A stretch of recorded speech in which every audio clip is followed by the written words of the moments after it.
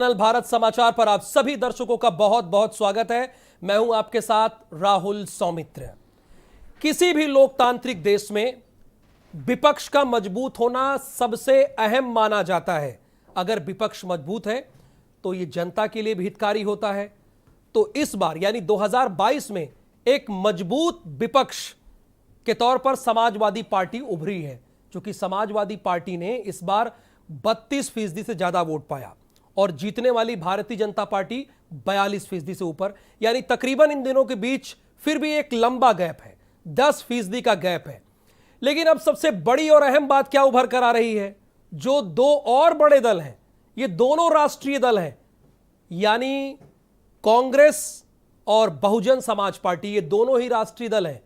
लेकिन समाजवादी पार्टी का इस तरह से उभर कर सामने आना इनके लिए एक चुनौती है, क्योंकि अगर 403 विधानसभा में देखिएगा रिकॉर्ड के लिहाज से, तो महज 2 सीटों पर कांग्रेस और बहुजन समाजवादी पार्टी यानी बहुजन समाज पार्टी, उनके खाते में सिर्फ एक, जो कभी अपने दम पर सत्ता में आए, आज उनके एक विधायक हैं। तो क्या अखिलेश ने देश की राजनीति छोड़कर, यानी आजमगढ़ से वो सांसद नहीं रहेंगे, करहल से विधानसभा के जरिए वो पहुंचेंगे और नेता प्रतिपक्ष के तौर पर अपनी आवाज उठाएंगे? तो क्या ये मायावती और कांग्रेस के लिए एक बड़ी चुनौती होगी? क्या मुख्य विपक्षी दल के रूप में समाजवादी पार्टी अपने आप को स्थापित कर लेगी?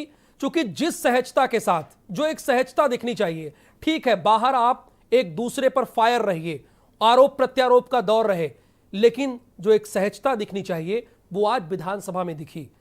अखिलेश यादव ने डेप्यूटी चीफ मिनिस्टर से पहले हाथ मिलाया, उसके बाद मुख्यमंत्री से उन्होंने अभिवादन किया। यह कटसी तो बनी रहनी चाहिए। उन्होंने दिखाया कि 5 साल यहीं रहना है और यहीं रहकर जनता की आवाज बनना है। उन्होंने यह भी कहा कि कभी वहां हम रहते थे, आज हम यहां हैं नेता प्रतिपक्ष के तौर पर। तो एक मजबूत विपक्ष का होना किसी भी देश के लिए और किसी भी राज्य के लिए बहुत अहम है। और आप एक बात यह भी जान लीजिए कि साल 2014 से, चूंकि ये एक संवैधानिक पद है, देश में कोई विपक्ष का नेता नहीं है। भले लोग खुद विपक्ष का नेता अपने आप को कहें, लेकिन जो उसके लिए मानक चाहिए, आंकड़ा चाहिए, वो किसी भी दल के पास नहीं है। तो आज एक बड़ी बहस भारत समाचार पर इसी विषय पर होगी। तमाम खास मेहमान हमारे साथ हैं, इनसे पूछेंगे इस दल को आप किस तरह से लेते हैं, क्योंकि इसमें भारतीय जनता पार्टी के प्रवक्ता भी होंगे, प्रसपा के भी प्रवक्ता होंगे, कांग्रेस के भी प्रवक्ता होंगे और वरिष्ठ पत्रकार भी होंगे। तो उन मेहमानों से जरा आपका सीधे परिचय करा देते हैं। हमारे साथ भारतीय जनता पार्टी की तरफ से उनके नेता ओम प्रकाश पांडे जी हैं, जो अपना पक्ष रखेंगे। बहुत स्वागत ओम प्रकाश पांडे जी। और प्रदीप सिंह को आप देख रहे होंगे, नंबर 2 पर हैं, जो दिखाई दे रहे हैं हमारे साथ, ये कांग्रेस के प्रवक्ता हैं। प्रदीप जी, आपका भी बहुत स्वागत। और वरिष्ठ पत्रकार के तौर पर हमारे साथ हेमंत तिवारी जो हैं, जिनको आप बहुत अच्छे से जानते और समझते हैं, इनके राय को सुनते हैं, इनके सुझावों को सुनते हैं, वो भी हमारे साथ है। और अरविंद यादव जी पीएसपीएल के प्रवक्ता हैं। चूंकि समाजवादी पार्टी के प्रवक्ता अब आते नहीं डिबेट में, ये बताना जरूरी है, उन्होंने बाइकआउट कर रखा है। और बहुजन समाज, अब सोचिए देश का चौथा स्तंभ कौन है? पत्रकारिता है, लेकिन वो गैप कर लेते हैं, एक दूरी बना लेते हैं, वो सवालों का सामना करने से बचते हैं। तो इस पर भी मंथन होना चाहिए, तो वो नहीं है। तो उनका पक्ष रखने के लिए चूंकि गठबंधन के नेता अरविंद यादव जी वो हमारे साथ मौजूद हैं। तो हेमंत तिवारी जी, शुरुआत में आपसे ही करूंगा, चूंकि आज का विषय जो है अगर आपसे शुरू किया जाए तो बेहतर रहेगा। ये कांग्रेस और बसपा के लिए कितनी चुनौती है मुख्य विपक्षी दल के तौर पर समाजवादी पार्टी का उभरना? और आज जो उन्होंने जेस्चर दिखाया विधानसभा में, वो भी बहुत अच्छा लगा। खुद उन्होंने डेप्यूटी चीफ मिनिस्टर और चीफ मिनिस्टर से अभिवादन किया, उसके बाद शपथ लेने गए। हाँ, निश्चित रूप से। पहले तो आपने जो जेस्चर की बात की उसी पे आता हूँ। मैं वहाँ मौजूद था। अच्छा। मैं करीब 4 घंटे तक विधानसभा में था और बहुत दिनों बाद मैंने एक ऐसा दृश्य देखा जो वास्तव में मुझे बहुत बेहतर लगा, बहुत अच्छा लगा, क्योंकि इस तरह के दृश्य देखने को बड़ा कम मिलते हैं। होता क्या है कि जैसे 5 साल आप मुख्यमंत्री रहे, 5 साल के बाद जब अपोजिशन में आप आ गए, जो उत्तर प्रदेश में लगातार होता रहा है, रवायत तो इस बार टूटी है, भाजपा ने तोड़ी है, योगी ने तोड़ी है। तो 5 साल बाद जब आप नहीं रहते हो, यानी अपोजिशन रहते हो, तो आप फिर असेंबली में आपके दर्शन नहीं होते, आते ही नहीं। चाहे मायावती रही हो, चूंकि अखिलेश यादव असेंबली के मेंबर थे नहीं जब वो मुख्यमंत्री थे, मायावती भी नहीं थी, काउंसिल से आती थी, लेकिन जो 5 साल मुख्यमंत्री रहा उसको अपोजिशन की बेंच पर देखे जमाना गुजर गया। मुझे लग रहा है कि कम से कम 31 साल हो गए और ज़्यादा वक्त हो गया, लेकिन आज बहुत अच्छा लगा। एक तरफ योगी आदित्यनाथ थे नेता सदन की कुर्सी पर, और दूसरी तरफ उनके सामने अखिलेश यादव थे, और आज बहुत दिनों बाद, कम से कम 5 साल बाद ऐसा लगा कि उत्तर प्रदेश की विधानसभा में अपोजिशन भी कुछ है। बिल्कुल सही। गुजरे 5 साल कभी महसूस नहीं हुआ। सत्ता, आपने ठीक फरमाया कि जब सत्तारूढ़ दल के सामने विपक्ष बहुत कमजोर होता है तो इससे डेमोक्रेसी कमजोर होती है, ये सिद्ध बात है, सत्य बात है। और हाउस में भी यही स्थिति होती है कि जब सत्ता पक्ष की संख्या बहुत अधिक होती है और विपक्ष सिकुड़ा सिमटा होता है, तब न तो प्रॉपर बहस हो सकती है, न प्रॉपर सत्ता पक्ष की बातों का विरोध हो सकता है, न उनके तर्कों का काउंटर हो सकता है। ये सारी चीज़ें होती आज देखा गया। लेकिन एक और चीज़ जो विधानसभा में मैंने देखी आज, ये थोड़ा सा चिंताजनक है। चिंताजनक यह है कि जैसे शपथ हो रही थी, तो शपथ की एक सुनिश्चित परिभाषा है, भाषा है, उस भाषा को ही आपको प्रयोग करना है। लेकिन इसकी शुरुआत समाजवादी पार्टी के कुछ सदस्यों ने की। उन्होंने शपथ लेने के बाद जब जो उचित नहीं है कतई कि जय समाजवाद, जय अखिलेश, इस तरह के नारे लगाए, तो उसके जवाब में भाजपा के लोगों ने भी पूरा कि भारत माता की जय, जय श्री राम, उन्होंने शपथ के बाद बोलना शुरू किया। और यही दृश्य, यही नारे दोनों पक्षों की ओर से ऐसे लग रहे थे जैसे कि मानो नियमित रूप से सदन चल रहा हो, यह शपथ ग्रहण का विषय न हो। जैसा बड़ा करते हैं, जैसा बड़ा करते हैं, हमारे यहाँ परंपरा है, जैसा बड़ा करते हैं वैसे छोटे भी करने लगते हैं। तो 2019 में नजारा आपने देखा था शपथ ग्रहण के दौरान ही, तो जाहिर सी बात है वो रिपीट होनी थी। लेकिन आपने कहा कि शुरुआत समाजवादी पार्टी ने की, चूंकि आप वहां पर मौजूद थे, समाजवादी पार्टी ने शुरू की, उसके प्रत्युत्तर में भारतीय जनता पार्टी में की। हाँ, अपनी बात पूरी कीजिए, फिर मैं दूसरे मेहमानों के पास जाऊं। दरअसल समाजवादी पार्टी ने वहां दिखाने की कोशिश की कि उनकी ताकत बढ़ी है, और वाकई ताकत बढ़ी, इसमें कोई शक नहीं। जब कांग्रेस और बसपा जैसी पार्टियां, चलिए कांग्रेस को तो मान सकते हैं, कांग्रेस 2, 5, 7, 10 इसी का उसका स्तर रह गया है, उसका स्वास्थ्य इतना खराब हो गया, मल्टी ऑर्डर फेलोर की स्थिति आ गई है। लेकिन बहुजन समाज पार्टी, जिसने 2007 में पूर्ण बहुमत की सरकार बनाई, बहुजन समाज पार्टी जिसने 25 साल के कम टाइम ऑफ स्पेन में 4 बार मायावती को मुख्यमंत्री की कुर्सी पर बैठाया, उस बहुजन समाज पार्टी के एकमात्र सदस्य को देखना ये दुखदाई भी होता है, खासतौर से हम जैसे लोगों के लिए जो 3.5 दशक से विधानसभा कवर कर रहे हैं। ये बिल्कुल सही कह रहे हैं। इसी समय काल में, इसी कालखंड में हमने बसपा को चढ़ते देखा है। लेकिन आपने दो बातें कही है, आज जब अकेले मैं दूसरे राउंड में आऊंगा तो हेमंत जी आपसे दूसरा सवाल करूंगा। आपने 2 बातें कही कि एक मजबूत विपक्ष आपने देखा, आज विधानसभा में 30 सालों के बाद ऐसा विपक्ष नहीं देखा। आमतौर पर जो चुनाव हारते थे वो देश की पार्लियामेंट में चले जाते थे वहां, और जबकि उनको राजनीति उत्तर प्रदेश में करना होता था। और दूसरी बात आपने कहा कि बसपा का इतना खराब परफॉर्मेंस, एक सदस्य आपको दिखा, वो आपको अच्छा नहीं लगा। ओम प्रकाश पांडे जी भारतीय जनता पार्टी के नेता हैं, ये इस वक्त हमारे साथ हैं, किससे टक्कर मानते हैं आप?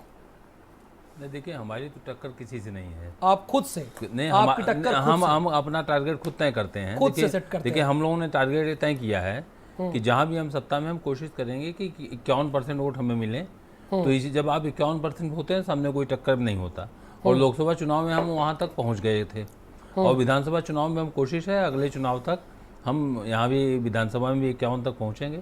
उसके बाद कोई टक्कर नहीं, जो भी सामने आए, जब आधे से ज्यादा लोग आपके साथ होंगे तो बाकी जो भी आए। इस बार एक मजबूत विपक्ष आपको देखने को मिल रहा है, उसे आप कैसे देखते हैं? नहीं, हम तो 2014 से देश में तो है ही नहीं है, नहीं, लेकिन यहाँ उत्तर प्रदेश में है। नहीं, देखिए इसे लोकतंत्र के लिए कैसा? नहीं, देखिए उत्तर प्रदेश में पिछली विधानसभा चुनाव में भी मान्यता प्राप्त विपक्षी दल था समाजवादी पार्टी का, क्योंकि 10% सीटें होती हैं। देश हाँ, देश में नहीं है 2014 से।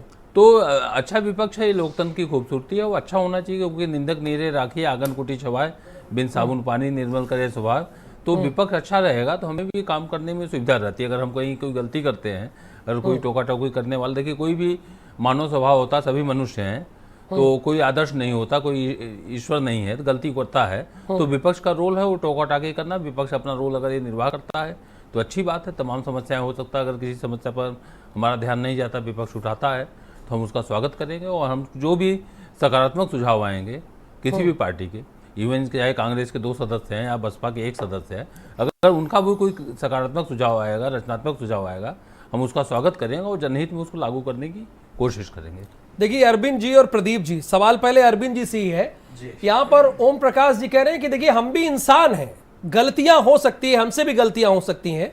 अगर आप लोग रचनात्मक तरीके से अपनी बात को विधानसभा में रखेंगे, पैरेलल विधानसभा नहीं बनाएंगे पिछली बार की तरह, जब जब सदन आहूत किया जाएगा उसमें सम्मिलित होंगे, अपनी बात को रखने की कोशिश करेंगे सदन के भीतर, तो उसको हम इंप्लीमेंट करेंगे। जाहिर सी बात है, ये तो लोकतंत्र के लिए वो अच्छा मान रहे हैं। नहीं राहुल जी, देखिए सच ये है कि कोई भारतीय जनता पार्टी इस बार 22 में पहली बार सरकार में नहीं आई है। पिछले 5 साल का कार्यकाल आपने भी देखा, हमने भी देखा, और भारतीय जनता पार्टी के जो साथी इस बात को कह रहे हैं उन्होंने भी देखा है। लेकिन और इतना ही नहीं, देश और प्रदेश में हम लोगों की देखिए राहुल जी, बात होती रहे, पूरे मौका मिलेगा। 1 घंटे की डिबेट है, 1 घंटे की डिबेट है। मैं ये कह रहा हूं, जो पिछली बार की आपकी सदन में परफॉर्मेंस थी वो हम सब ने देखी थी। सदन के भीतर आप बात करने के बजाय सदन के बाहर आप बात करने में ज्यादा यकीन रखते थे। मुझे वो दिन भी याद है जब आपने एक पैरेलल विधानसभा बाहर बना ली थी। तो ये सब कहां अच्छा है? जब जहां मौका मिले वहां बोलना चाहिए ना, अपनी बात को रखना चाहिए। अब आप कह रहे हैं कि पैरेलल बना लिया, मैं तो कह रहा हूं एक दिन था, मुझे याद है वो। नहीं, वो ठीक आप कह रहे हैं। भारतीय जनता पार्टी के 220 विधायकों ने भी तो बना लिया था महाराज। आप हम ही को क्यों दोषी मान रहे हैं? हम तो विपक्ष में थे ही। भारतीय जनता पार्टी के तमाम ऐसे विधायक थे जो अपने ही मुख्यमंत्री जी के खिलाफ धरने में बैठ गए थे। तो क्या कहिएगा? हाँ, ये जरूर है कि जिस तरीके से इन्होंने विपक्ष को कुचलने का प्रयास किया था, इस बार की जनता ने मजबूत विपक्ष दिया है। और कहीं ना कहीं ये आप जो मजबूत विपक्ष के रूप में देख रहे हैं समाजवादी पार्टी को, इसमें कितना योगदान माननीय श्री शिवपाल सिंह यादव जी का, ये सबको पता है। लेकिन आज क्या हश्र हो रहा है? तो कहीं ना कहीं भारतीय जनता हास्य से क्या मतलब है? अब हास्य क्या हो रहा है? नहीं, आप क्लियर कर देगी ना आप नहीं, आप जनता को बताइए हास्य क्या। नहीं, समझना नहीं है, यहाँ पे क्लियर कीजिए थोड़ी कि एग्जाम अभी हो रहा है, बताइए अभी। राहुल जी, मजबूत विपक्ष तो तब बना रहेगा ना कि गठबंधन के सभी साथियों के साथ गठबंधन धर्म का पालन होगा। मैं तो कहता हूं कि गठबंधन धर्म का जब अच्छे से पालन होगा तो और मजबूत विपक्ष होगा। तो गठबंधन धर्म का पालन नहीं हो रहा है? नहीं हो रहा आपके यहाँ ना, नहीं हो रहा है। मैं सच कह रहा हूं, दावे के साथ कह रहा हूं। सबको पता, हमारे नेता आदरणीय श्री शिवपाल सिंह यादव जी अभी 3 दिन पहले भी कह दिए। तो जब गठबंधन धर्म का पालन नहीं होगा तो यही विपक्ष फिर से तितिर बितिर हो जाएगा, इधर उधर छिटपुटुक हो जाएगा और भारतीय जनता पार्टी से लड़ाई कमजोर हो जाएगी। जो लड़ाई जनता ने चुन के मजबूत विपक्ष के रूप में भेजा है, उसकी जवाबदेही खत्म हो जाएगी। तो मजबूत विपक्ष होने से जनता की जवाबदेही जो है वो कैसे बरकरार बनी रहे, ये विपक्ष के सभी नेताओं को सोचना चाहिए कि मजबूत विपक्ष कैसे बना रहे। जो 111 भारतीय जनता पार्टी से किस तरीके से मजबूती के साथ अपनी बात को रखी जाए, चाहे वो सड़क हो या सदन हो। नहीं, उन्होंने बाद में ये कहा था कि जो गठबंधन दल के अध्यक्ष हैं या दल हैं, उन्हें हम बाद में बुलाएंगे, 28 तारीख को बुलाएंगे, वो उन्होंने कहा था। हालांकि ये अलग बात है कि वो समाजवादी पार्टी के कोटे से ही विधायक इंतजार करते रहे। तो आप इस बात को कह रहे हैं जो शिवपाल जी की अनदेखी हो रही है, इस बात को कह रहे हैं आप? नहीं, सीधे सीधे देखिए, एक माननीय श्री शिवपाल सिंह यादव जी की अनदेखी नहीं है, और राजभर की भी हो रही है। तमाम लोग ऐसे नहीं, नाम ले लीजिए ना, इतना है। बचते क्यों है? राहुल जी, देखिए हम बचते नहीं है। तो कौन, राजभर जी की भी अनदेखी हो रही है? वो तो राजभर जी के पार्टी के लोग बताएंगे। तो तमाम आप बोले तमाम लोग कौन? आपके दल के? ऐसा होता है, मैं कह रहा हूं कि समाजवादी पार्टी के और भी तो ऐसे विधायक हैं जिनको नहीं एक चीज आपसे मिला मुझे, अरविंद यादव जी, राहुल जी, माननीय श्री शिवपाल सिंह यादव जी तो हैं ही, ठीक है, जिनको नहीं बुलाया गया। लेकिन और भी तो ऐसे दल थे जिनके विधायक समाजवादी पार्टी के सिंबल पे हैं और उनको नहीं बुलाया गया। तो मैं कह रहा हूं कि जब विपक्ष ही कमजोर हो जाएगा तो जनता की जवाबदेही आप कैसे तय करेंगे? जनता ने अगर आपको यही जनादेश दिया है कि आपको विपक्ष में बैठना है, तो विपक्ष की आवाज मजबूती के साथ कैसे उठेगी महोदय? यही सवाल मैं वरिष्ठ पत्रकार से लूंगा कि विपक्ष तो मजबूत है लेकिन तितर बितर हो जाएगा। लेकिन उसके पहले प्रदीप जी हमारे साथ हैं। प्रदीप जी, आपने चुनाव के पहले भी एक माहौल बनाने की कोशिश की थी उत्तर प्रदेश में, लेकिन मुख्य विपक्षी दल के तौर पर तो समाजवादी पार्टी उभर कर सामने आई। आप कहां पाते हैं खुद को?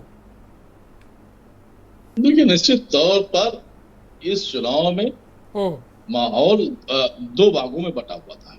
एक पक्ष योगी जी के साथ खड़ा था और एक पक्ष योगी जी के खिलाफ खड़ा था। तो ऐसे में तीसरी विचारधारा का कोई स्थान कहीं दिखाई नहीं पड़ रहा था। निश्चित तौर पर हम बार बार ये कहते हैं, पिछली सरकार में भी हमने इस अहंकारी सरकार को पूरे 5 वर्ष एक जिम्मेदार राजनीतिक दल के होने के नाते आईना दिखाने की कोशिश की थी। सड़क पे कोशिश की थी, सड़क से लेकर जेल तक कोशिश की थी।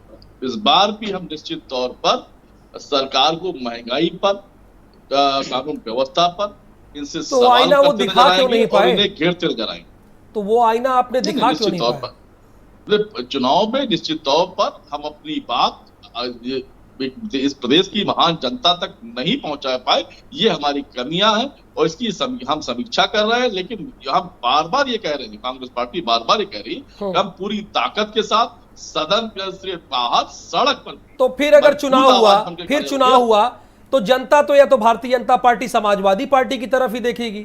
तो क्या फिर आप कहेंगे उसको लेकर क्या कर रहे हैं आपकी उपस्थिति भी उत्तर प्रदेश में दर्ज हो, लोग देखें, आपको भी समझें, आपकी बात को भी सुने, आपकी बात को भी सीरियसली लें? प्रदीप जी, हमारी बात देखिए, आप बताइए, महिला सशक्तिकरण के मुद्दे को हमारी नेता प्रियंका गांधी ने जब उठाया, न सिर्फ आपने बल्कि उत्तर प्रदेश की राजनीति ने उसे गंभीरता से लिया। लेकिन हम फिर एक बात कह रहे हैं क्योंकि एक वातावरण बन गया था, एक पक्ष योगी जी के खिलाफ खड़ा था और एक पक्ष योगी जी के साथ खड़ा था। हम विकल्प नहीं बन पाए, ये हमारी कमी थी। हम अपनी बात देश के अंतिम नागरिक तक, प्रदेश के अंतिम नागरिक तक नहीं पहुंचा पाए। हमारी कोशिश होगी कि हम एक तो जब कोई व्यक्ति अपनी कमी जान जाता है, जब कोई दल अपनी कमी जान जाता है, तो उसके बाद कार्य करता है, अपनी मजबूती दिखाता है, कमी को दूरी करता है। तो उसके लिए अब तक आपने क्या किया?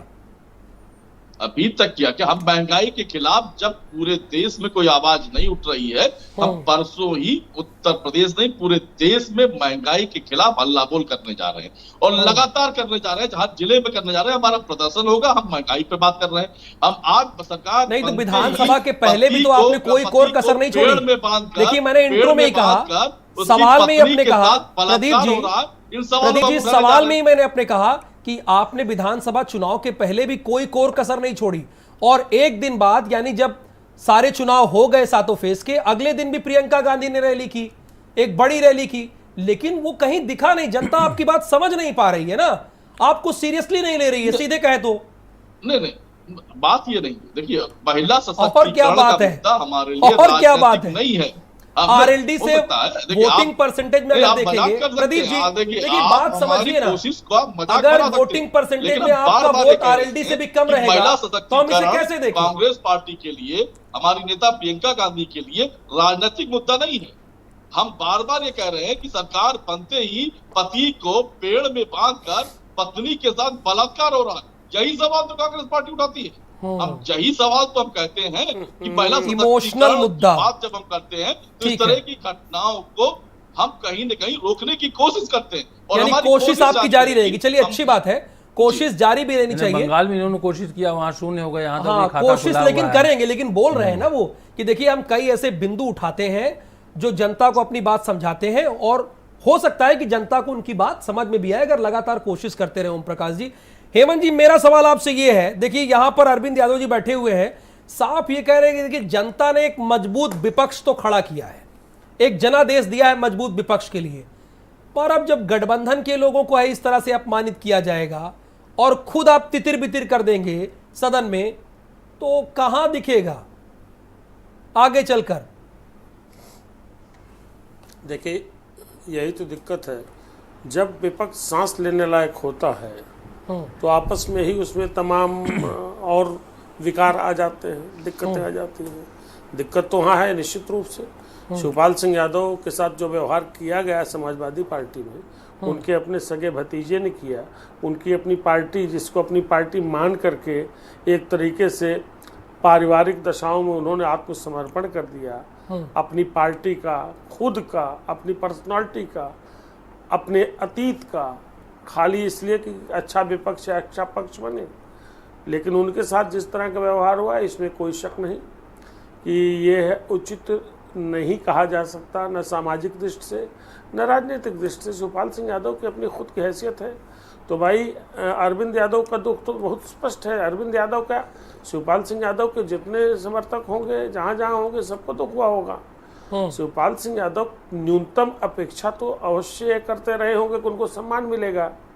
आप लीडर पोजीशन बन लेते, विधायक दल का नेता बन लेते, लेकिन उनको सम्मान पूर्वक बैठाते तो सही, बुलाते तो सही। ध्यान रखिएगा दो बातें, जब आप परिवार में ऐसा आचरण करते हैं जो आपका दंभ प्रदर्शित करता है, जब आप परिवार में रिश्तों की कद्र नहीं करते हैं, तो समाज उसको बहुत सकारात्मक दृष्टि से नहीं लेता है। 2016 में भी ऐसा हुआ, और अभी ध्यान रखिएगा, वो तस्वीर याद कर लीजिए, चुनाव के दौरान इटावा की तस्वीर, मैनपुरी की तस्वीर, अखिलेश यादव का विजय रथ, और उसमें नेताजी की कुर्सी वाले हत्थे पर बैठे शिवपाल जी, मासूम से शिवपाल जी, बहुत धैर्य है, बहुत जज्ब करते हैं। लेकिन यहाँ अखिलेश यादव को, चलिए भतीजा न सही, एक बड़ा नेता होने के नाते बड़ा दिल दिखाना चाहिए था, शायद अपनी छवि और बड़ी कर लेते, लोगों का लगाव उनके प्रति और बढ़ जाता। यहाँ वो चूक कर गए। अखिलेश अक्सर ऐसे मौक़ों पर चूक कर जाते हैं, और सीधी सी बात है, इसमें कोई छुपाने की बात नहीं। अरविंद यादव खुल के नहीं बोल सकते, हमने तो जो देखा है हम बोल सकते हैं। एक बड़ा अवसर था अखिलेश यादव को इसी चुनाव में, बहुत शानदार चुनाव लड़ रहे थे। अगर उन्होंने कुछ और चीज़ों पर थोड़ा अपने आप को अनुशासित बना लिया होता, जैसे उन्होंने अपनी संपूर्ण छवि यानी काया पलट की कोशिश की थी, मुस्लिम परस्ती, यादव परस्ती और परिवारवाद, इससे बचने का जो कुछ उन्होंने उद्यम किया था, ठीक किया था, थोड़ा और अनुशासन दिखा लेते अपने भीतर, तो शायद ये जो 125 की संख्या है पोजीशन की, यानी गठबंधन की, ये 150 से 175 भी जा सकती थी श्रीमान जी। बहुत सी सीटें हैं, बहुत कम। यानी आप बीजेपी को कड़ी टक्कर देना चाह रहे थे।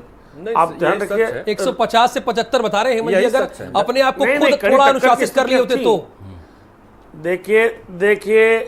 देखिए राहुल, मैं इस देश में, आपका भारत समाचार गवाह है, 10 चैनल गवाह हैं। भारत समाचार की बात इसलिए करता हूँ कि उससे मेरा अपना लगाव है, मैं उसका हिस्सा स्वयं को मानता हूँ। अकेला पत्रकार हूँ जो बहुत अच्छी बात है, हम भी आपको अहम हिस्सा मानते हैं, और आखिरी चरण के चुनाव तक मैंने हमेशा ये कहा कि भारतीय जनता पार्टी का अपर एंड है, भारतीय जनता पार्टी ये चुनाव जीत रही है। तो इस बात से इनकार कौन कर रहा है कि किसने इनकार किया?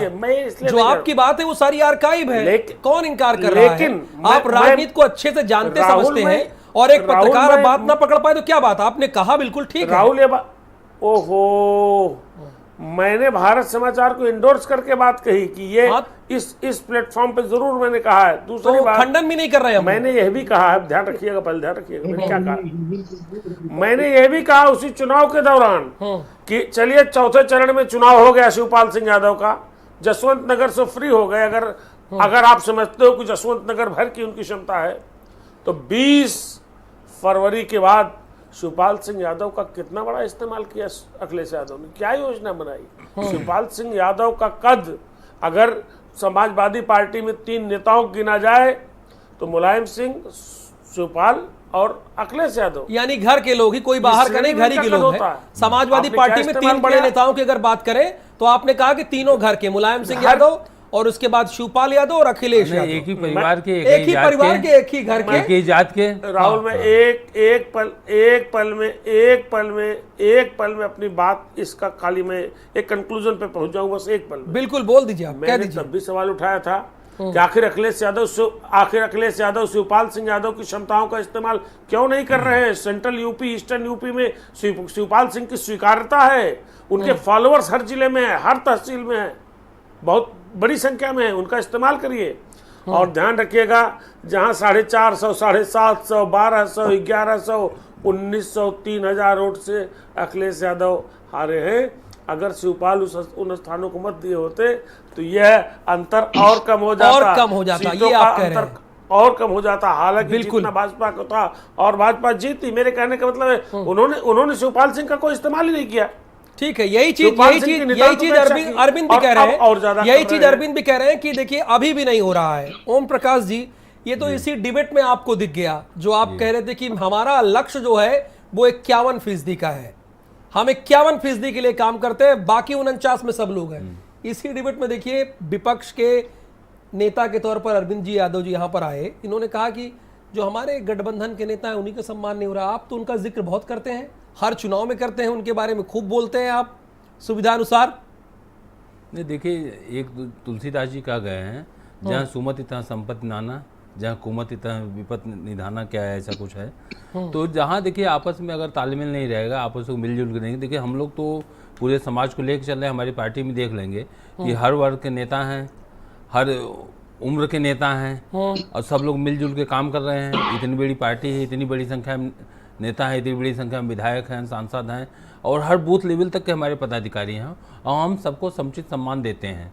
हम सबको कोशिश करते हैं सबको सक्रिय रखें, सबकी बातें सुनी जाए, सबका फीडबैक लें, इसीलिए हम ग्रो कर रहे हैं। कांग्रेस की बात है कि जैसा कि हमारे मित्र ने कहा कि भाई प्रियंका गांधी किसी की सुनती नहीं, भाई जिनको प्रियंका ने जोड़ा, कौन से आपके मित्र ने कहा? प्रदीप जी ने कहा? प्रदीप जी ने। अच्छा, अब प्रियंका गांधी कांग्रेस की सुनती नहीं, किसी की नहीं सुनती, तो इसीलिए कांग्रेस की स्थिति ये है कि अच्छा प्रियंका गांधी किसी कार्यकर्ता की नहीं कार्यकर्ता नहीं सुनती। वो कहा उन्होंने नहीं कहा, मैं कर रहा हूँ। अच्छा, आपके मैं पास कर रहा हूँ, आपके पास कोई हमारा फीडबैक है? फीडबैक है, तो उसका असर ये आ रहा है कि आज बंगाल में शून्य हो गए। बंगाल में इनके ढेर सारे विधायक थे पिछले चुनाव में, जब ये पिछला चुनाव हुआ था इसके पहले वाला, तो इनके ढेर सारे विधायक थे, वहाँ शून्य हो गए। अच्छा, उत्तर तो प्रदेश को में शून्य करने पर आप लगे हैं? नहीं, अपने आप हो रहे हैं, अपने कर्मों से हो रहे हैं। अपने कर्मों हमारे लगने, देखिए हमने बताया, हम तो ये कोशिश करते हैं, हम 51% का टारगेट है हमारा। भाई बाकी जो आएगा अपना लड़ेगा, विपक्ष में रहेगा, हमारा स्वागत है उसका भी, जो भी आए। लेकिन ये अपने कर्मों से विपक्ष के रूप में भूमिका इनकी खत्म होती जाए। देखिए पंजाब में थे, पंजाब में इन्होंने धीरे धीरे अपने खत्म कर, अगले चुनाव आप देखेंगे में आप भी तो 0 पे आ गए। नहीं, हम तो अभी तो पंजाब में कभी रहे नहीं, आगे आएंगे, देखते रहिएगा।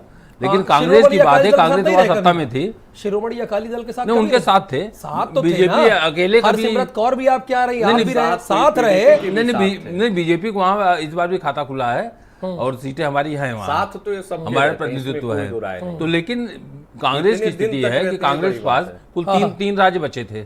साथ तो अब छत्तीसगढ़ था, राजस्थान था, साथ जी के बीच थे। सुनते हैं बात जरा, अरविंद जी सुन लेते हैं ना। छत्तीसगढ़ था, राजस्थान था, पंजाब था, पंजाब चला गया, राजस्थान जाकर चुनाव होगा वो भी चला जाएगा। अच्छा, पता है आपको? लगभग तय, पता है, तय लगभग तय है। अच्छा, ये जब प्लानिंग पूरा कर रखा है, तो मैं आ रहा हूँ। हाँ, तो देखिए जहां जहां हो रहा है, तो ये कैसे करेंगे? ये विपक्ष को कैसे, आप कोई बात ठीक है क्या कोई आपके पास कि विपक्ष को कमजोर कर दो, मजबूत आया है? हमारे करने, देखिए ऐसे राहुल जी आप जानते हैं कि अगर आपका कोई प्रतिद्वंदी है, आपके करने कोई कमजोर अपनी कमजोरी से होता है। अगर आप अंदर से खोखले नहीं होंगे तो बाहर वाला नहीं कमजोर कर सकता। जैसे कहा जाता है नाव तभी डूबती है जब अंदर कोई छेद हो जाए, बाहर का पानी उसको नहीं डुबो सकता है। तो जो दल तैयार कर निकल जाएगी भाई, स्वाभाविक है। तैयार कर निकल जाएंगे, लेकिन अगर अंदर छेद हो जाएगा तो ये पार्टियां ऐसी पार्टियां तो है। अरविंद यादव जी खुल के बता रहे हैं कि छेद है, ये बता रहे हैं, और इसको आप नोट कर लिए हैं। ये छेद आप, ये कांग्रेस में यही स्थिति है। अभी जिस नाव में इन्होंने छेद किया, अरे भाई 5 में से 4 राज्य में उन्होंने जीता। जिस नहीं, देखिए राहुल जी, जिस नाव में इन्होंने छेद किया है, अब देखिए थोड़ा सा अंतर मैं बता दूं, इनके गठबंधन में और हमारे गठबंधन में थोड़ा बहुत अंतर है। इनके गठबंधन में बस अच्छा यही है। देखिए नहीं इनके नहीं, अरविंद जी अंतर यही आप इनको देखते रहते हैं, आप इनको देखते रहते हैं और अपना नहीं देखते हैं। देखिए हम इनको खुद देखेंगे, इनको देखने से काम नहीं होगा। इनको देखने से आप सत्ता में थोड़ी आ जाएंगे। कह रहा हूं, नहीं, मेरी बात सुनिए अरविंद जी, इनको देखने से थोड़ी आपको जनता को देखना है। राहुल जी इनको देखने पूरा टाइम आप खराब कर देते हैं। आप सुन नहीं रहे, पहले सुनिए मैं क्या कहना चाह रहा हूं। इनको देखते देखते होता क्या है कि जब जनता ने मजबूत विपक्ष दे दिया, ठीक, गठबंधन के रूप में दे दिया, माननीय श्री शिवपाल सिंह यादव जी का जो समर्पण था, जो त्याग था, जो जनता की जवाबदेही थी, उन सबके लिए माननीय श्री शिवपाल सिंह जी ने त्याग करके और इतनी मजबूत गठबंधन, जिस तरीके से मजबूत विपक्ष आई है, कभी नहीं आती अगर माननीय श्री शिवपाल सिंह यादव जी ने समर्पण नहीं किया होता तो।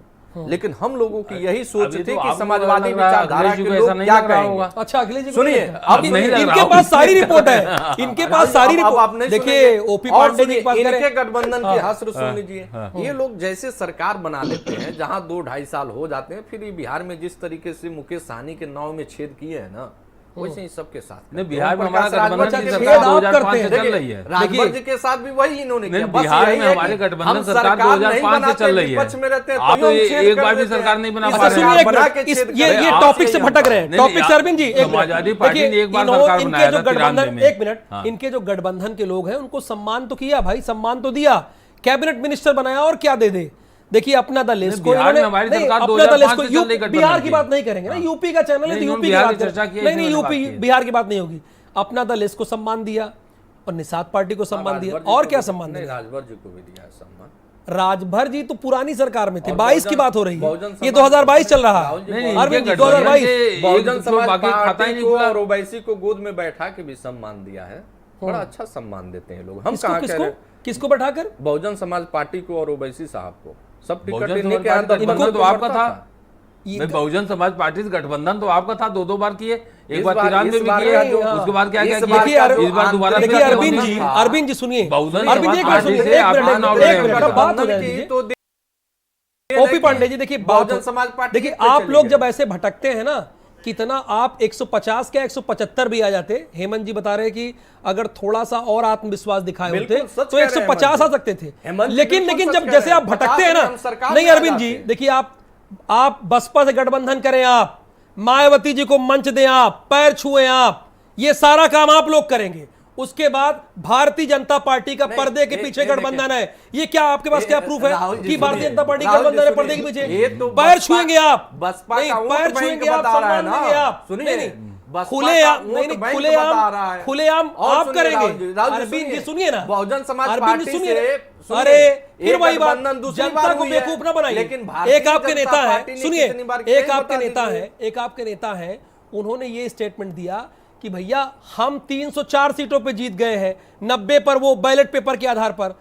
ये बड़ी सीधी सी बात है, बैलेट पेपर में एक राहुल जी, विधानसभा ना में बामुश्किल बसपा 1000 वोट गठबंधन पड़ते में हैं, थे। बामुश्किल 1000 वोट हाँ, पड़ते हम हैं। उसकी बात करेंगे। उस अच्छा। गठबंधन में हम थोड़े होते हैं। अच्छा नहीं है, हम कहाँ 19 गठबंधन में थे? हम तो कहते रह गए कि माननीय 19 श्री- नहीं, अभी की बात कर रहा हूं। अब आप कौन सा 19 कहां गठबंधन? चले जाते हैं? अब कौन सा आप 19 में गठबंधन? कहां चले जाते सुनिए, हैं? अब हम समाजवादी गठबंधन में है ना। हाँ, तो हम वहां तो 19 आपको में सम्मान कहा- ही नहीं मिल रहा 19 में हम है, कौन वहां से तो आपको गठबंधन सम्मान में थे? 19 की 19 बात में नहीं तो की मैंने, इसी 22 में 19 आपके तो हम अलग चुनाव लड़े। देखिए, जब आप जनता की बात उठाएंगे, जनता के मुद्दे देखिए, उठाएंगे, ये सुनिए गठबंधन लोग नहीं ओपी बोल जी, रहे हैं। ओपी जी अपनी बात पूरी हो पार्टी जाए, के पक्ष बात से पूरी हो बोल रहे जाए। हैं। जब आप जनता की बात उठाएंगे, उनके मुद्दों को उठाएंगे, तब तो जनता आपको सीरियसली लेगी। अगर आप कहते रहेंगे बैलेट पेपर में हम जीते, वो ईवीएम की बात करेंगे नहीं, भाई चुनाव तो ईवीएम और बैलेट दोनों से हुआ ना, वहां तो बामुश्किल 1000 वोट पड़ता है राहुल विधानसभा देखिए, में। जो जब ऐसे मुद्दे आप हैं, कंफ्यूजन उस पे क्रिएट आइए। करेंगे, देखिए, जो मुद्दे जनता हैं, में उस पे भ्रम आइए। फैलाएंगे, अब तो मुझे नहीं जनता लगता सीरियसली कि कैसे लेगी आपको? ईवीएम देखिए, चुनाव हारने का मैं बहुत दावे के साथ कह सकता हूं। हाँ। चुनाव हारने का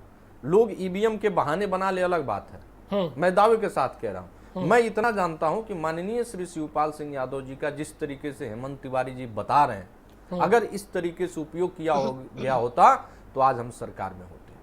लेकिन कहीं ना कहीं एक कमियां रही है।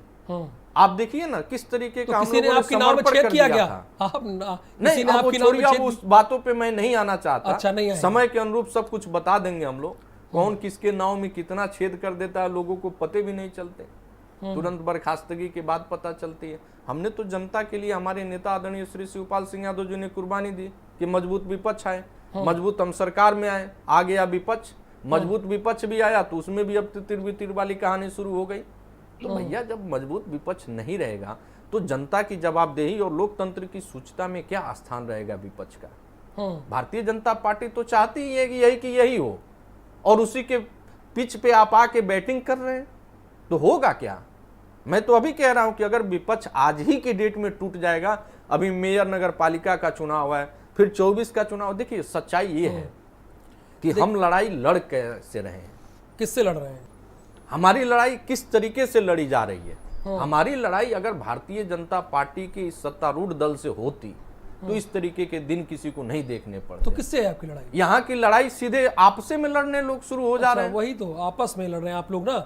नहीं, हम नहीं लड़ रहे हैं। आपका गठबंधन आपस में लड़ रहा है। हम नहीं लड़ रहे हैं, अच्छा। ना हमारे नेता लड़ रहे हैं। लड़ने वाले वो यानी लोग ये हैं जो है हमारी कि उपेक्षा करते हैं, वो तो बार आते बार, नहीं टीवी पे, जो अब हमारी उनसे अपमान कैसे करते पूछें? हैं बार बार। अब वो तो देखिए, और मैं दावे ओम के प्रकाश साथ जी वो कह आ ही रहा नहीं हूं। रहे, वो आ ही नहीं रहे टेलीविजन अच्छा, पे। टेलीविजन पता नहीं पे कहां से सुनिए, डर गए, राहुल जी, किस बात को टेलीविजन पे लेकर जो भयभीत लोग हो गए। नहीं आ रहे हैं, सुनिए, जो नहीं आ रहे हैं 111 टेलीविजन सीटें पे, मिली, एक मिनट, 111 और 125 ओवरऑल मिली। कहां डरे हुए हैं, किस कोप भवन में है, आपको दिखे क्या? देखिए खुल के आप बोल रहे हैं, अब कैसे पूछूं मैं समाजवादी से? आप ये कह रहे हैं कि प्रसपा की कोई गलती नहीं है। प्रसपा की क्या गलती है? पहले भी चैनल पे अरे थी, मुझे अब भी बताना है। है ना, मैं समाजवादी भी देख रहे हैं। अच्छा, ये बताइए, उस समाजवादी समय भी भी जब वो लोग नहीं प्रसपा आते की थे, कोई कांग्रेस नहीं सुनिए, आती थी, प्रसपा एक आती मिनट, थी। मैं आपके इस सवाल को जब दर्शकों को जवाब दे दूं ना, आप ये कह रहे हैं कि देखिए जो गठबंधन है समाजवादी और प्रसपा का, प्रसपा की कोई गलती नहीं है, हम बड़ा दिल दिखा रहे हैं, लेकिन समाजवादी पार्टी हल्के में ले रही है। मैं सही हूं?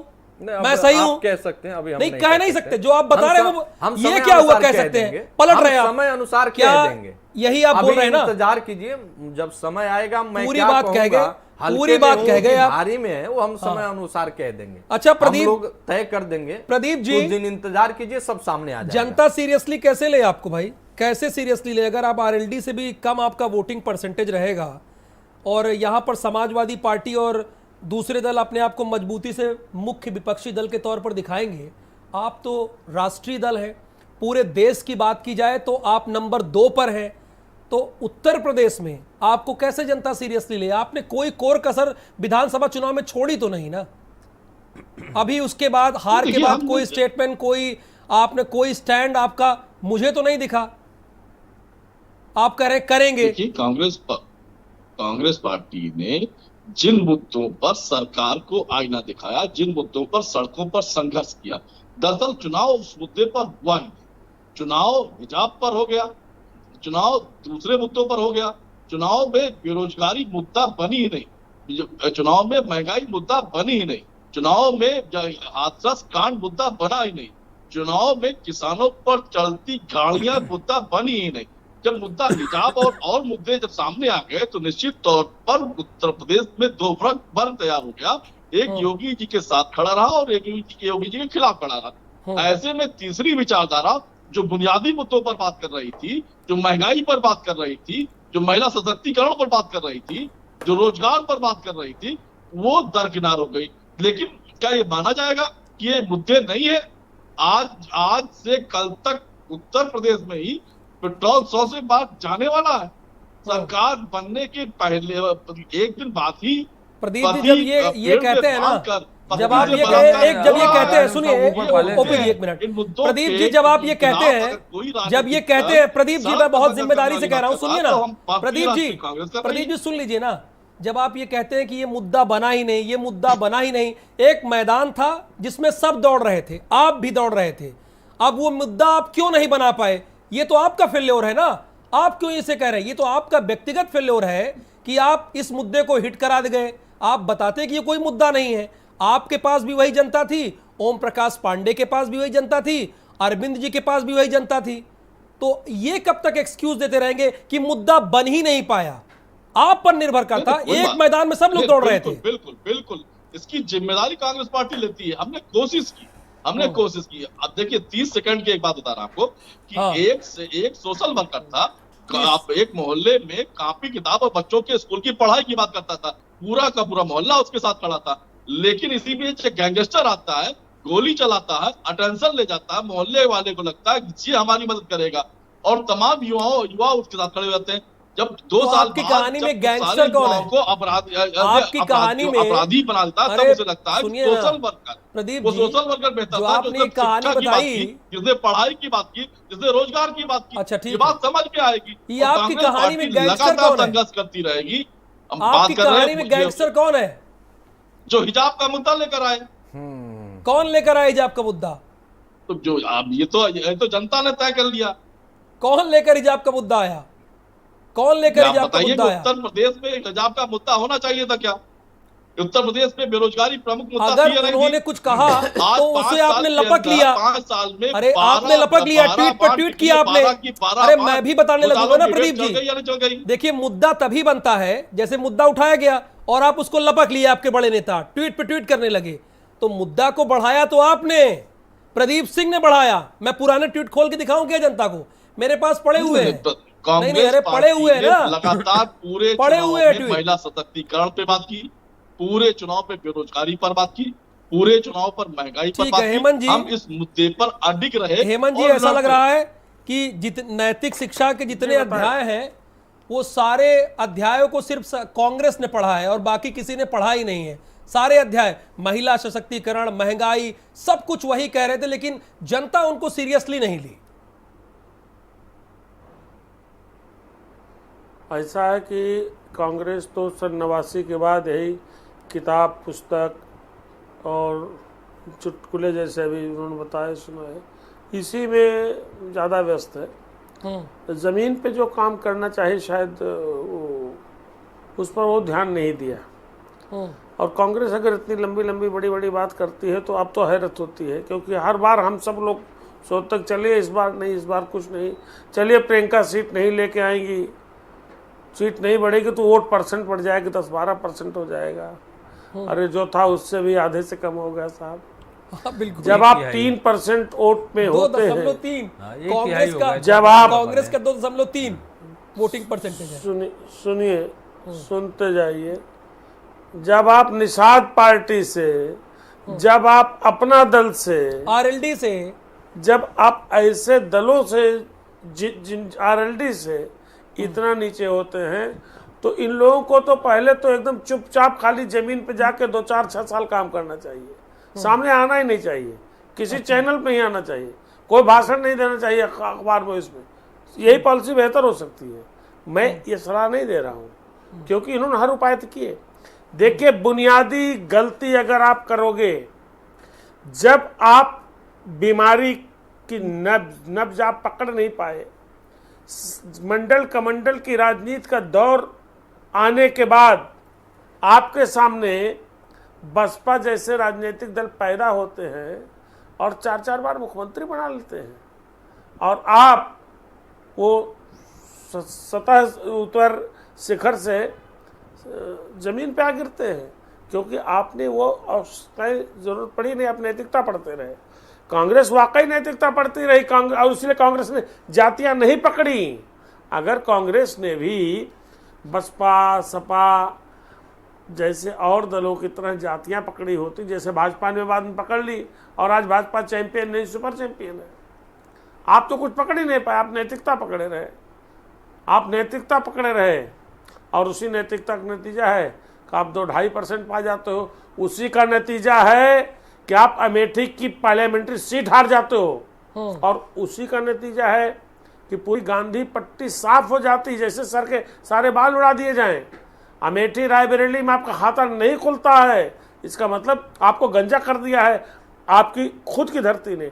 इसलिए कृपया दोबारा देखिए कि बालों को अब उगाइए इस तरीके से कि उसमें इस तरह के तेल लगाइए या क्रीम लगाइए जो उसमें उसको उर्वरा शक्ति दे, उसमें उसको फर्टाइल करे, वो निकले तो फिर निकले। कांग्रेस बड़ी पार्टी रही है, बहुत लोगों को सहानुभूति होती है। प्रियंका की मेहनत को कौन भूल सकता है?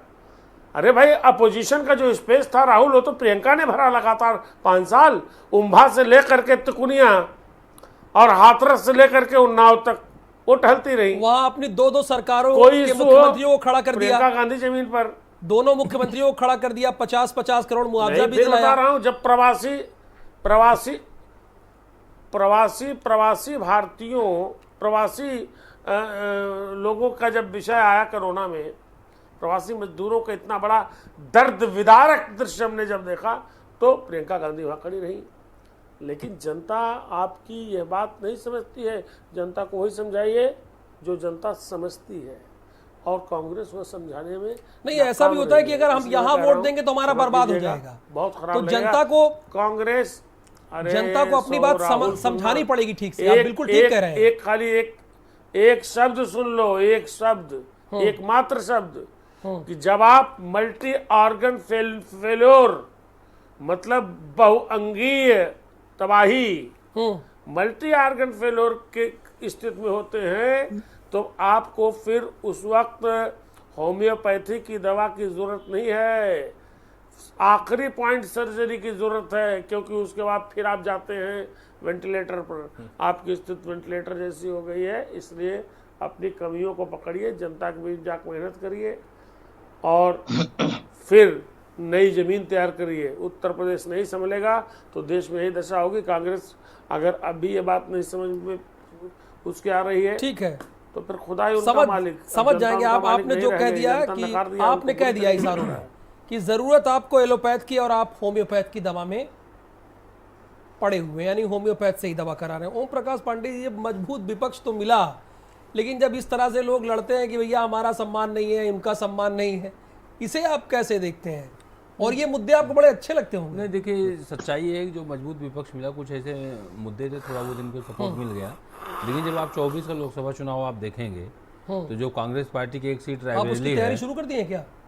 हम लोग तो हमेशा हर काम काम तैयारी करते करते हैं। देखिए, अच्छा छात्र साल भर पढ़ाई करता है, बाकी जो छात्र पढ़ने वाला नहीं है कुंजी तो से नहीं पढ़ते वो आया तो कुंजी पढ़ता है, एग्जाम आता है या नकल की पर्ची बनाता है। भाई हम लोग तो कंटिन्यूस पढ़ाई करने वाले हैं, तो लगातार काम करने वाले हैं। अच्छा, तो जो रायबरेली की स्थिति आप देखेंगे, शायद रायबरेली में किसी सीट पर कांग्रेस की जमानत बची कि नहीं बची मुझे नहीं याद आ रहा है।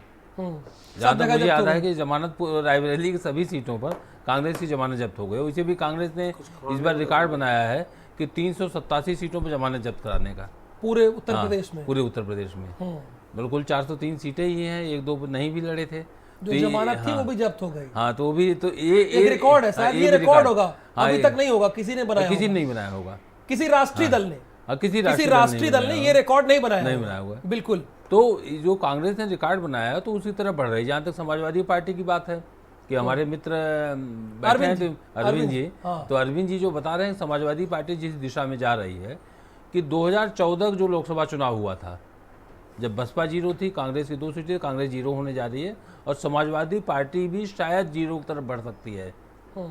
2024 के लोकसभा चुनाव में समाजवादी पार्टी भी 0 की तरफ बढ़ेगी। हो सकता है एक सीटें आ जाए, लेकिन मुझे लग रहा है जिस दिशा में लोग चल रहे हैं, तो ये जो है 2024 के लोकसभा चुनाव में आप देखेंगे भारतीय जनता पार्टी को 50 से ठीक ठाक ऊपर जाएगा और कांग्रेस तो 0 हो रही है, बसपा 14 में 0 हो चुकी थी, वो समाजवादी पार्टी बसपा मिली थी, उस समय भी आपने स्थिति देखी है। तो आगे जो होने जा रहा है उत्तर प्रदेश में विपक्षी दलों की राजनीति क्या है? बसपा अब उपचुनाव भी लड़ रही है, पहले नहीं लड़ती थी, उपचुनाव भी लड़ रही है। अब देखिए बीच में लड़ी थी, उपचुनाव लड़ेगा, रिजल्ट उसका भी आ जाएगा। तो देखिए इनकी राजनीति क्या है कि इनके पास एक वोटर बैंक मुसलमान है, तो मुसलमान को प्रसन्न करना है, किसी तरह वोट मिल जाए, एक वर्ग 18-19%। लेकिन अब ये मुसलमानों को भी समझ में आने लगा है कि जो पोस्ट पोल सर्वे वगैरह आए हैं तो उसमें आ रहा है कि मुसलमानों के एक वर्ग ने भारतीय जनता पार्टी को वोट देना शुरू किया। 8% लोगों ने आपको दिया है। 8% दिया है, तो हमें लगता है आगे वो संख्या बढ़ती जाएगी। तो आज की डेट में भारतीय जनता पार्टी समाज के जो भी पोस्ट पोल सर्वे, चाहे एग्जिट पोल के हो, चाहे CSDS का सर्वे हो, कि सभी वर्गों के वोट भारतीय जनता पार्टी को मिले हैं और 3 जातियों को छोड़ करके लगभग सभी जातियों का आधे से ज्यादा वोट भारतीय जनता पार्टी को मिला है। पिछड़े वर्गों में नान यादव OBC में जितने भी हैं, जो भी पोस्ट पोल सर्वे करते हैं, लगभग सबके आधे से ज्यादा वोट भारतीय जनता पार्टी को अभी से प्लान बना लिया है अरविंद यादव। सवर्णों में लगभग सबके 80% ज्यादा वोट भारतीय जनता पार्टी को मिले हैं। ठीक है, और उनका अगर एक मिनट, दलितों में भी ज्यादातर वोट मिल रहे हैं। ओम प्रकाश पांडे जी ने पूरा प्लान बना लिया है 2024 में आपको 0 पर लाने के लिए। राहुल जी देखिए, 5 से आपको 0 पर लाने के लिए वो कह रहे राहुल हैं, जी पूरा खाका तैयार है उनके पास। राहुल जी बहुत अच्छी बात है, मुझे लगता है कि हर दल अच्छी को बात है, आपका समर्थन कर रहे हैं, ये अच्छी बात है, कह रहे हैं, अच्छी बात है। नहीं, अरे आप बहुत सारे लोग यही क्लिप चला देंगे, बहुत सारे लोग यही क्लिप चला देंगे, बहुत सारे लोग। क्या कहना चाहिए? हाँ बोलिए आप। अच्छा, खंडन कीजिए ना। कोई भी दल हो, खंडन नहीं करना, कोई भी दल हो अगर इस तरीके से तैयारी लेके चलता है तो ये तो बहुत अच्छी बात है। हमें भी उसी अनुरूप तैयारियों के साथ चलना इस चाहिए। बात को लेकर आप अच्छी बात कह रहे हैं। और क्या, ओके, हर दल मैंने को सवाल तैयारी आपसे जो पूछा, देखिए हर दल को तैयारी इसी अनुरूप करनी चाहिए कि हम विपक्षी या जो दूसरे विपक्ष में हमारे हो 0 पे आउट हो जाएं। लेकिन सच्चाई है कि हम करते कितना है। माननीय श्री शिवपाल सिंह यादव जी के तैयारी, संगठनात्मक कार्य सबको पता है। अभी दिशा तय हो जाने दीजिए, सब पता चल जाएगी कौन इतना कहाँ ही जा रहा है। मजबूत थे तो खुल के और- लड़ते, जब इतना ही मजबूत थे विधानसभा में। नहीं देखिए, आम आदमी पार्टी में जो लड़ी थी। नहीं देखिए, अरे भाई ये इतनी सुनिए, मजबूत थे, आप इतना दावा कर रहे अरे हैं। सुनिए राहुल जी, हाँ। हम समाजवादी पार्टी से अलग हुए थे। समाजवादी विचारधारा के लोगों की मंशा थी, सबकी राय थी, जो इस सरकार से उपेक्षित, पीड़ित, प्रताड़ित थे, नहीं, जनता उनकी तो- सबकी इच्छा थी अरविंद कि जी श्री देखिए, ये भी शिवपाल सुनेगी। सिंह यादव जी गठबंधन अरविंद में जी आए। देखिए ये भी और जनता इस समझेगी। सुनिए राहुल ना, जी, सुन लीजिए पहले, मेरी बात नहीं नहीं आप सुन इसी लीजिए, सवाल से निकलेगा, समय है, और निकाल समय है ना, लीजिएगा। सुनिए अरविंद सुनिए जी। पहले जो हम कह रहे हैं सुन लीजिए, आप निकाल लीजिएगा सवाल। अब जनता बात पूरी जो नहीं हो चाह पा रही रही- ना। सुनिए, जनता जो चाह रही थी वो माननीय श्री शिवपाल सिंह यादव जी ने किया। ठीक है, रही बात, हमने पूरा मौका दिया कि सरकार बने, जनता अखिलेश पूरी को पलटना मेहनत चाह की रही है, शिवपाल जी ने हमने, मदद पूरे किया उसमें। तरीके से अच्छा, समर्पण अखिलेश को किया, चुनाव हारने में। हमने आदरणीय अखिलेश यादव जी को अपना नेता माना। अब क्या चाहिए? हर तरीके से हमने समर्पण कर दिया। हम तो चाहते ही थे कि भारतीय जनता पार्टी को सत्ता से बेदखल किया जाए, और आगे भी चाहते रहेंगे अगर भारतीय जनता पार्टी की ऐसा ही मंशा रही तो। लेकिन फिर मैं कह रहा हूं, वो हेमंत जी हंस क्यों रहे हैं? हंसेंगे इतना हेमंत जी। तेजी से उन्होंने हंसा है, हेमंत- इतनी वो कहीं टैब में लगे नहीं, थे, नहीं, इसलिए अरे हंस रहे हैं। हंसने लगे बहुत तेजी से। हेमंत क्या जी फांस इसलिए हंस किया रहे हैं, है? जो मैं लेकिन कह रहा हूं हाँ। उसलिए हेमंत जी हंस रहे क्या हैं। फांसा है? बता दीजिए हेमंत सर, आप ही हेमंत जी बता से दीजिए। पूछिए कि नहीं, क्यों मैं बता हंस रहा हूँ। दरअसल लगता है कि अब अखिलेश जी शिवपाल जी को कहीं का नहीं छोड़ना चाहते हैं। अखिलेश जी यानी समाजवादी पार्टी के राष्ट्रीय अध्यक्ष यानी शिवपाल जी के भतीजे श्रीमान जी, चुनाव तो लड़ा उन्होंने साइकिल के सिंबल पर। चुनाव तो पिछली बार अपने भी लड़के जीत गए थे, वो निर्दल लड़े तो भी वहां से बम्पर जीत जाएंगे। जब मुलायम सिंह यादव पार्लियामेंट का इलेक्शन लड़ रहे थे 2019 में, और मंच पे मायावती जहां पहुंची थी, जहां डिम्पल ने बुआ जी के पैर छुए थे, वहां करहल कॉन्स्टिट्यूंसी में जहां से अखिलेश विधायक बने हैं, कुल 4200 की लीड मिली थी। और वहीं 2019 में जसवंत नगर से 70,000 69,000 की लीड मिली थी। तो शिवपाल तो सीट कभी भी कैसे भी जीत सकते हैं। वो सीट तो उनको नेताजी दे के आए हैं, जसवंत नगर नेताजी सीट होती थी। लेकिन अब क्या हुआ, अब तो वो साइकिल सिंबल से जीते हैं ना, भाग भी नहीं सकते। जाएंगे अगर कहीं दूसरी ओर तो एंटी डिफेक्शन ला के परिधि में आ जाएंगे। ध्यान रखिएगा। तो न तो आप उनको तवज्जो दोगे और न उनको आप अब भागने दोगे। बड़ी मुसीबत है, इतने बड़े कसूरवार हो गए। ये सब बातें हैं। तो क्या फंस जो गए क्या सवाल अरविंद जी के आप? तौर नहीं पर- नहीं देखिए क्या राहुल जी, फंस गए क्या? नहीं नहीं पूरी तरीके से, पूरी देखिए तरीके देखिए से। हेमंत और तिवारी जी इधर सच कह खाई, रहे हैं। उधर- देखिए हेमंत तिवारी जी सही कह रहे हैं, आदरणीय हेमंत जी की बातों से मैं पूरी तरीके से सहमत हूँ। लेकिन सच्चाई, हम फंसे नहीं है। हमने पूरी तरीके से समर्पण इसलिए किया था कि हम मजबूत सरकार बनाए, लोग हमें दोषी न ठहराएं। लोगों की मंशा थी कि सब लोग एक हो जाएं, लेकिन अगर नहीं होगा तो हम फंसे नहीं हैं और कभी नहीं फंसने वाले हैं। माननीय श्री शिवपाल सिंह यादव जी, माननीय श्री शिवपाल सिंह यादव जी का कोई कार्यकर्ता यहाँ बैठ के बोल रहा है कि हम लोग इतना, हम लोग को गौर से कि हम लोग कभी नहीं फंस सकते। माननीय श्री शिवपाल सिंह यादव जी, अभी जब आगे दिशा तय होगी तो सबको पता चल जाएगा कि क्या हो रहा है। अब फंसने उसने का अच्छा, कोई एक चांस चीज तो नहीं है ओम प्रकाश जी, देखिए आप चाहे चौथे स्तंभ के बड़ी सामने बात है या जनता के राहुल, सामने। गंभीर बात है हाँ राहुल। बिल्कुल। राहुल गंभीर बात कह दी है प्रसपा के प्रवक्ता ने। बड़ी खबर है, हल्के मत लीजिए। नहीं नहीं, ये आगे क्या करेंगे ये बड़ी खबर है। दिशा तय हो जाएगा सर। आदरणीय हेमंत सर, कितने दिन कोई अपमानित होगा? सारे समर्पण के बाद कौन हमने मंत्रालय मांगा है? कौन हमने विपक्ष के नेता के रूप में मांगा है? मंत्रालय नेता का तो हमने मान ही लिया था। मंत्रालय ओम नहीं, प्रकाश वही से मैं बात- कह रहा हूँ। कोई नहीं, बात मैं- सेटिंग नहीं, हुई थी क्या इधर से? नहीं राहुल जी, मैं वही कह रहा हूँ। कौन आप सेटिंग- सरकार में है कि हमने मंत्रालय मांग लिया था? हाँ। समाजवादी पार्टी के एक एमएलए के रूप में माननीय श्री शिवपाल सिंह यादव जी को अगर आप बैठक में नहीं बुला सकते हैं, और तो जबकि क्या समाजवादी कहिएगा? पार्टी के विधायक है, जबकि समाजवादी पार्टी के को विधायक है। सरकार में लाने के लिए पूरे तरीके से अपने कार्यकर्ताओं को, अपने पदाधिकारियों को, अपने पूरी पार्टी को समर्पण कर दिया माननीय श्री शिवपाल सिंह यादव जी ने। और आज के डेट में अगर उनको निमंत्रण नहीं मिलेगा तो क्या दिशा नहीं तय होगी? दिशा तय होगी। और आगे जो दिशा तय होगी वो सब लोग देखेंगे। हाँ, ये बात सच है कि जो हेमंत तिवारी जी ने प्रावधान की बात की है, लेकिन ये भी सच है कि दूसरे भी प्रावधान होते हैं।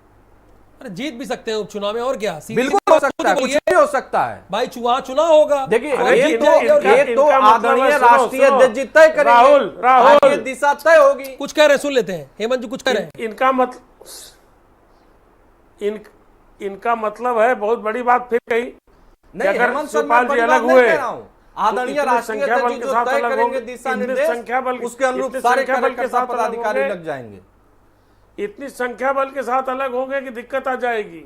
संख्या बल, ध्यान रखिएगा, बहुत बड़ा इशारा है। संख्या बल मतलब कुछ समाजवादी पार्टी के डिफेक्शन विधायकों से के लिए अच्छा, ये संख्या बताइए, बल, राहुल अलग जी, जाने के लिए जब संख्या बल। माननीय श्री शिवपाल सिंह यादव जी 59 विधायक तोड़ करके सरकार बना सकते हैं, तो क्या विपक्ष के लोग नहीं टूट सकते हैं? हाँ, जब ये मुझे तोड़ने का ओम प्रयास प्रकाश किया पांडे जी जाएगा, को ये बात बहुत रास आ देखिए रही जब होगी। मुझे अब तोड़ने देखिए, का प्रयास किया जाएगा तो हम पांडे लोग जी और कुछ तोड़ सकते कैसे हैं। देख रहे हैं आप इसको? देखिए, भले मजबूत विपक्ष हो, लेकिन इसे कैसे देख रहे हैं? अलग, टूटना, जोड़ना, इन सब शब्दों का इस्तेमाल हो रहा है। जनता गायब है, जनता एक बार फिर गायब है। राहुल जी देखिए, जब आप किसी जनहित के लिए पार्टी नहीं देखिए, चलाएंगे, जनता कभी गायब नहीं किसी रहेगी, विचार के लिए काम नहीं करेंगे, हाँ। तो केवल सत्ता का बंटवारा का हक रही होगा कि जिसको सत्ता भोगना है आपस में लड़ेंगे। क्योंकि हम लोग जनता के लिए काम करते हैं, जनहित में काम करते हैं, विचार के लिए काम करते हैं, तो इसलिए हम लोग आपस में कभी लड़ते नहीं हैं। कोई मतभेद रहता है तो उसको हम सुलझा लेते हैं, क्योंकि इनको सत्ता के लिए ये लोग काम करते हैं, तो सत्ता नहीं मिलेगी। सत्ता के लिए तो काम किए होते ना, तो आपके यहाँ बहुत अच्छे अच्छे ऑफर थे, फिर मैं आज इस चैनल पे कह रहा हूँ। लेकिन आपने कभी भी ऑफर हमने दिया सत्ता के लिए काम अब नहीं हमें किया नहीं है। मालूम। ऑफर अब हमारे अभी नेता मालूम आदरणीय होगा। श्री शिवपाल सिंह यादव जी ने विचार। चलिए, बहस का समय ओवर हो गया। बहुत बहुत शुक्रिया हेमंत जी अपनी राय रखने के लिए, अरविंद जी और प्रदीप जी, और साथ ही साथ ओम प्रकाश पांडे जी, आप भी अपनी राय रखे। लेकिन सबसे बड़ा सवाल यही है कि चाहे पक्ष हो या प्रतिपक्ष हो, दोनों किसकी आवाज है? दोनों जनता की आवाज है। लेकिन अगर प्रतिपक्ष में इस तरह की दरार दिखेगी, वो खुद से ही लड़ते रहेंगे, तो जनता के मुद्दे वो कैसे उठाएंगे? कैसे जनता की बात को मजबूती से रखेंगे? और कैसे जनता उन्हें सीरियसली लेंगे या लेगी? एक बड़ा प्रश्न है। और यही छोड़ जाते हैं इसी प्रश्न के साथ तमाम जो दल हैं, विपक्षी दल हैं और जनता है। बहुत बहुत शुक्रिया इस डिबेट को देखने के लिए।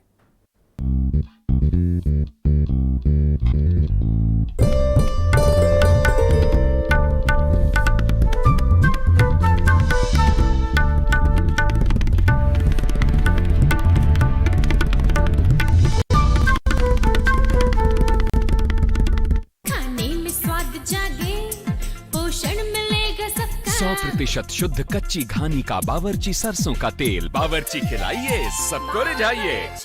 कल्प जीवन बटिका कमजोरी, घबराहट, मानसिक तनाव, धातु रोग, कब्ज, पौरुष शक्ति, पाचन की कमी, थकान, घुटनों का दर्द,